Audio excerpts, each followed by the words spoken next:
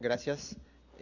Bueno, ante todo, quiero mandarles el saludo de nuestro director, el ingeniero Adrián Fernando Neira Palomino, general de Ordenamiento Territorial del Ministerio del Ambiente. Bien, voy a tratar el tema de manejo integrado y ordenamiento de las zonas marino-costeras. Entonces, como grandes hitos para esta presentación vamos a definir qué es la zona marino-costera, los usos que se dan en esta zona, por qué es importante y luego cómo es que se generan conflictos en esta zona de interacción entre la tierra y el mar. Y estos conflictos obviamente pueden ser entre actividades humanas o actividades humanas con la naturaleza. Y finalmente después, cómo es que a través del ordenamiento territorial y el manejo integrado de zonas costeras podemos gestionar estos usos que se dan en este ámbito, en este territorio, ¿no? Entonces, la siguiente. Zona marino-costera, la siguiente. Lo clave de la zona marino-costera es que hay una interacción entre actividades que se desarrollan o procesos ecológicos que se desarrollan en tierra y una interacción con los procesos ecológicos que se desarrollan en mar, ¿no?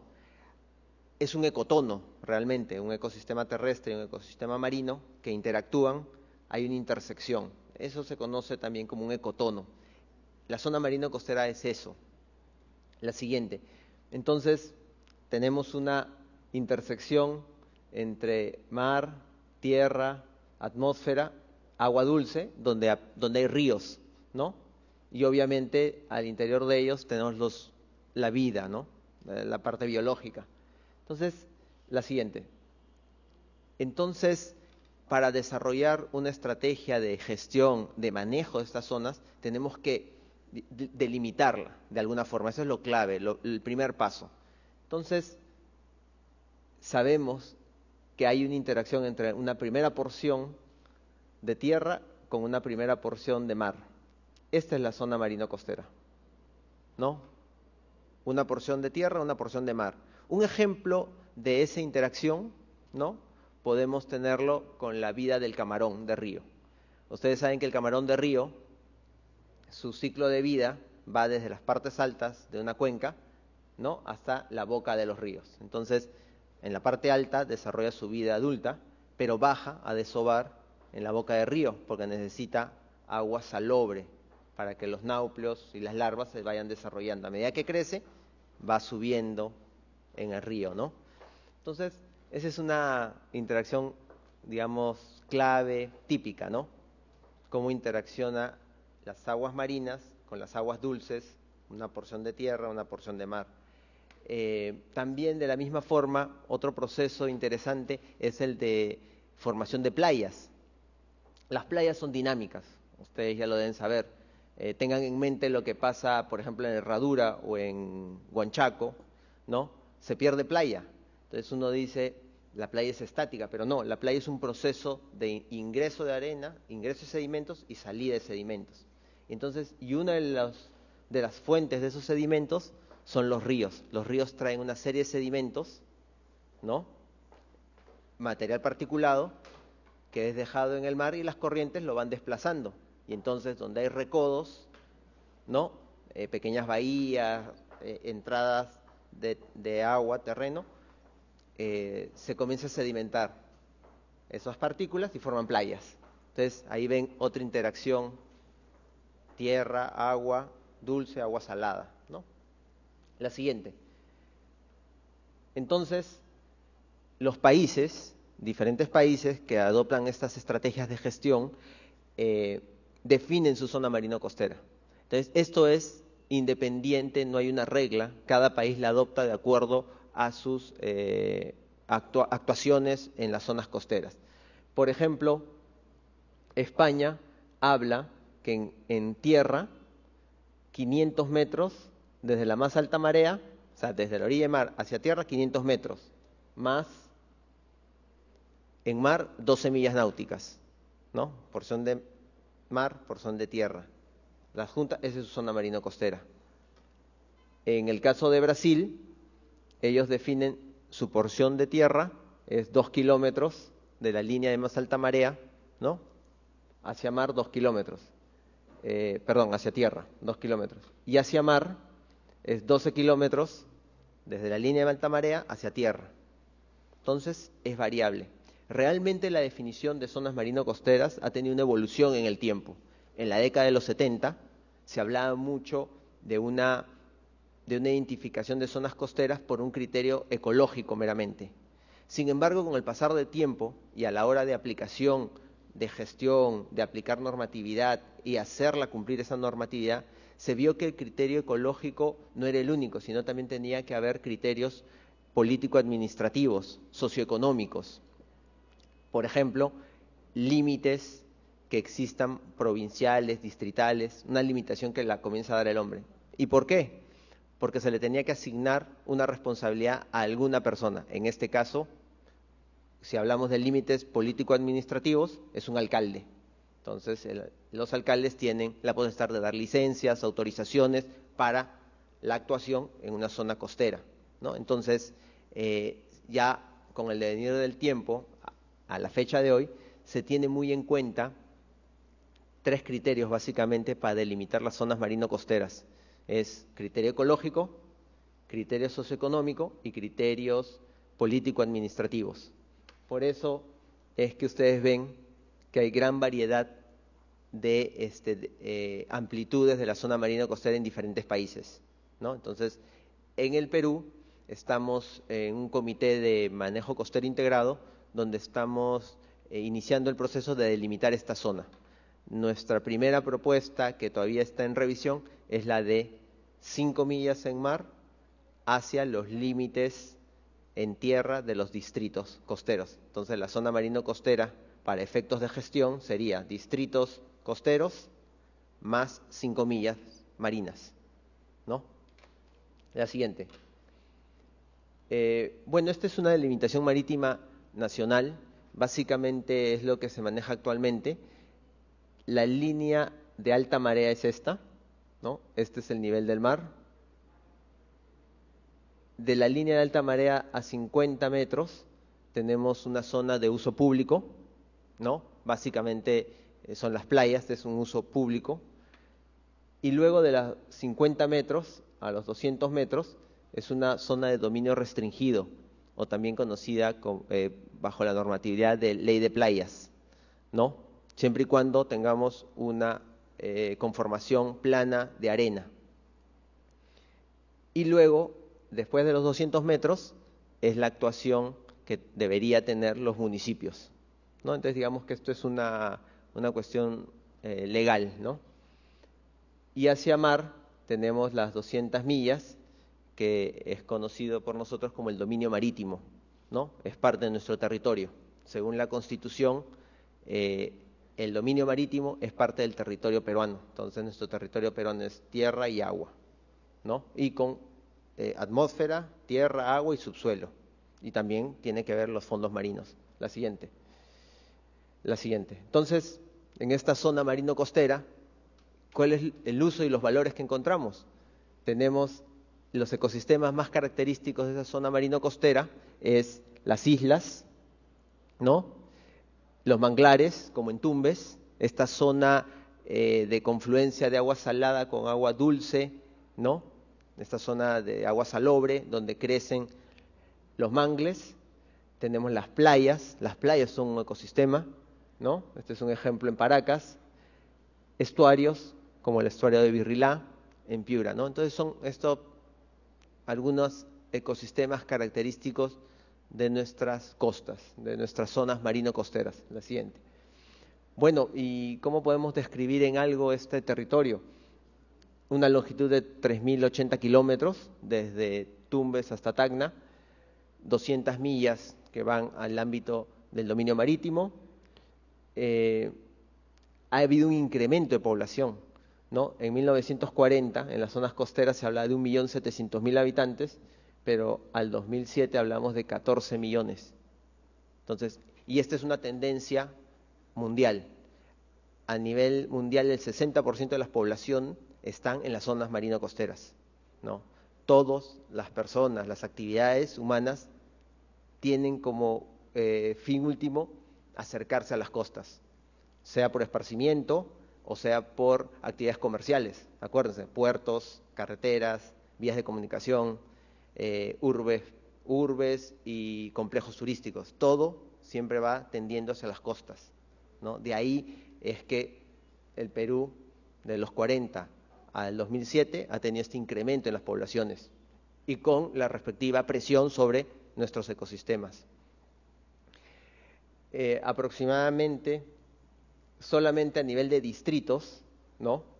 Solo como distritos tenemos 3 millones de pobladores. IMARPE en el 2010, cuando habla de 1 millón y 14 millones, se refiere a la zona costera que es conocida hasta los 1000 metros de altura. ¿Ya? Esa es la diferencia. La siguiente. Y entonces, ¿qué características encontramos en las zonas costeras, nuestras zonas marino-costeras? El 55.2% de la población vive en la costa y solamente el 11.7% del territorio es costa. Entonces, estamos altamente poblando la zona costera. Agua, solo el 1.8% de todo el agua disponible en el país discurre por los ríos de la costa, ¿no? O sea, el total de metros cúbicos de agua por año, estamos hablando de 2 millones de metros cúbicos por año disponible en las dos vertientes, en las vertientes del Pacífico, ¿no? Y en las vertientes del Oriente, hacia la selva. Las que bajan hacia la costa, que es la vertiente del Pacífico, ese es solamente el 2%. O sea, tenemos poca agua. Por eso es que somos una zona desértica, ¿no? Básicamente. Y en residuos sólidos se generan aproximadamente 22.000 toneladas métricas por día de basura a nivel nacional y 16.000 toneladas métricas por día, estamos hablando de casi más del 50%, se produce solo en las zonas costeras, ciudades costeras, ¿no? Entonces, ese es el reflejo de la densidad en que vivimos, ¿no? Y las múltiples actividades que se desarrollan. La siguiente. Y entonces, este es un pequeño esquema, pero este es el reflejo de lo que es nuestras zonas costeras. Actividades portuarias, islas, turismo, agricultura, ¿no? Pequeñas zonas de bosques, humedales, diferentes actividades marítimas, pesca, transporte, ¿no? Entonces, hay una confluencia constante en las zonas marino-costeras. Por eso mismo es que tenemos una serie de conflictos, superposición de usos, ¿no? Zonas donde se otorgan concesiones de maricultura y también se dan concesiones de minería, de gas, ¿no? Puertos, etcétera. Entonces se superponen actividades. Acuérdense que el mar uno puede desplazarse, hay una normativa internacional de libre paso por los mares, ¿no? Entonces esto todavía fomenta más esta, digamos, transposición de usos en nuestras costas, zonas costeras. Bueno, también eso es zona de mar, pero también en la misma parte terrestre también tenemos una serie de usos, ¿no? Por ejemplo, la expansión urbana. Ustedes saben que lugares como en Tumbes, por ejemplo, el anteaño pasado se estuvieron otorgando los certificados de posesión a diestra y siniestra, ¿no? Entonces van poniéndose frente a las playas. Playa uno busca esparcimiento, pero hay muchas personas que buscan negocio para poner hoteles, restaurantes, etcétera. Comienza a crecer. Entonces, pero cuando se les pregunta a los municipios, a los alcaldes, ¿y tienes pensado dónde van a ir los desagües, los residuos sólidos? No, eso después lo vamos a ver. Eso lo vemos cuando ya comience la construcción. En 5 años o 10 años, esas aguas van a estar contaminadas, porque todos los desagües son silos, y eso después va a infiltrar al mar, ¿no? Por ejemplo, Asia, que se habla mucho de Asia, tiene esos problemas. No hay desagües, todo es silos, ¿no? Entonces, y se está expandiendo. Entonces, hay que tener un control una organización de esos usos en diferentes partes del país. La siguiente. Entonces, algunos conflictos que encontramos típicos es, por ejemplo, Ancón, el proyecto de puertos.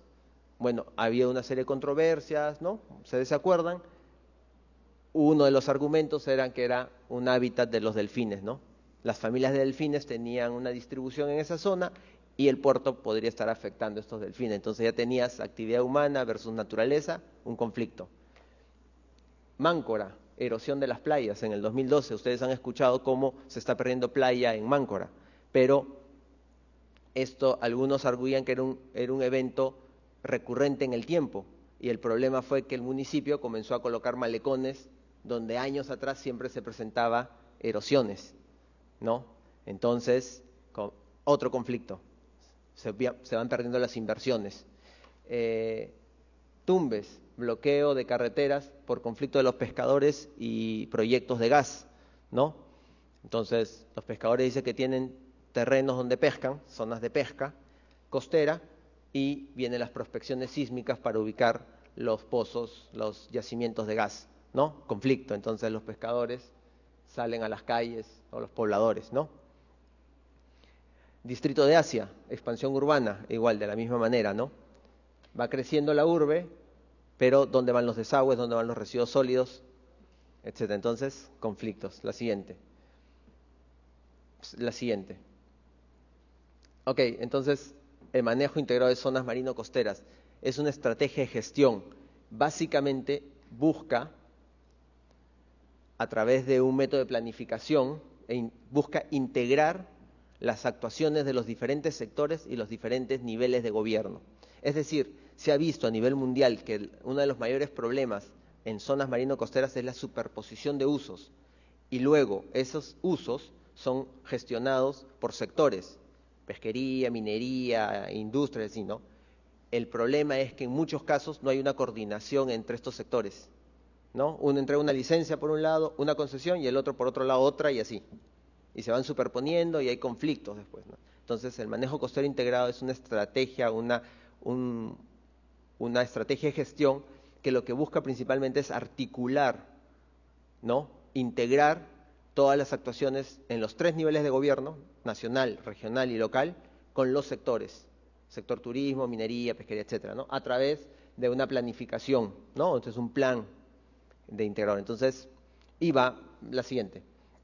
Y tiene como metas principales, entonces, en ese plan integrador, la planificación del área, es decir, la zonificación, el ordenamiento territorial básico, donde voy a distribuir las actividades. Segundo, promoción del desarrollo económico. Claro, necesito promocionar porque las poblaciones locales de costa necesitan trabajo. Entonces, lo primero es turismo, eso es algo importante. Acuicultura es lo segundo, actividades de los pescadores artesanales y así otras actividades económicas de esas zonas. Manejo de recursos, está enfocado al manejo de las dinámicas poblacionales de las especies que existen, ¿no? Peces, mariscos, etcétera. Y resolución de conflictos, eso es clave en el manejo costero integrado. Entonces, ordenamiento territorial, en el país estamos en un proceso de ordenamiento territorial, tiene 3 ámbitos de trabajo: las fronteras, las cuencas hidrográficas y las zonas marino-costeras. Y en las zonas marino-costeras, el instrumento para desarrollar el ordenamiento territorial es el Plan de Manejo Integrado de Zonas Marino-Costeras. La siguiente. Bueno, aquí es solamente el avance de este ordenamiento territorial. La zonificación ecológica económica es el primer paso del ordenamiento territorial. Entonces, a nivel nacional, estos son los departamentos costeros. Hay un avance en las zonas costeras, pero el único que ha logrado concluir una zonificación ecológica económica ha sido el Callao. Y ya tienen una propuesta de ordenamiento territorial, ¿no?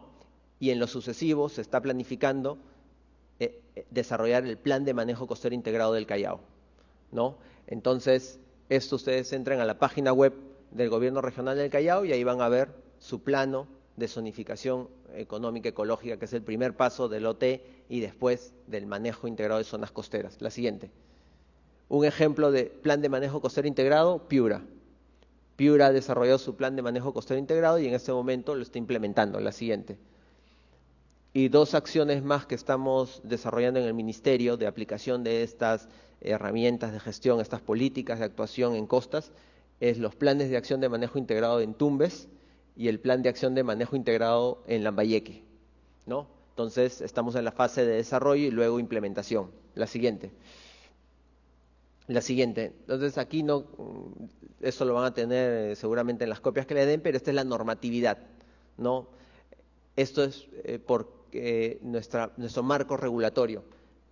Y este marco regulatorio se basa inicialmente en la Agenda 21. En el año 92 en Río se planteó como una estrategia para el desarrollo de las zonas marino-costeras implementar el manejo integrado de zonas marino-costeras, capítulo 17 de la Agenda 21. La Ley General del Ambiente habla del manejo costero integrado y que debemos fomentarlo. La siguiente. La Política Nacional del Ambiente, de igual forma, debemos fortalecer la gestión integrada de las zonas marino-costeras. Tenemos los lineamientos de política de ordenamiento territorial donde habla de la gestión marino-costera. La siguiente. Y quiero mostrar la siguiente. Y los dos últimos documentos, que es los documentos de planificación que nos dan, las herramientas de planificación que nos dan el norte a seguir en la gestión marino-costera, es el Plan Bicentenario, ¿no?, del 2021 y el Plan Nacional de Acción Ambiental. En ambos se está planteando el desarrollo del manejo integrado de zonas marino-costeras. Y en el Plan Nacional de Acción Ambiental se plantean hitos para los gobiernos regionales y locales de desarrollar planes de manejo costero integrado, ¿no? Entonces, estamos en esa ruta en el Ministerio orientando este proceso que es de cumplimiento a nivel nacional y desarrollado por los gobiernos locales y regionales. La siguiente. Muchas gracias.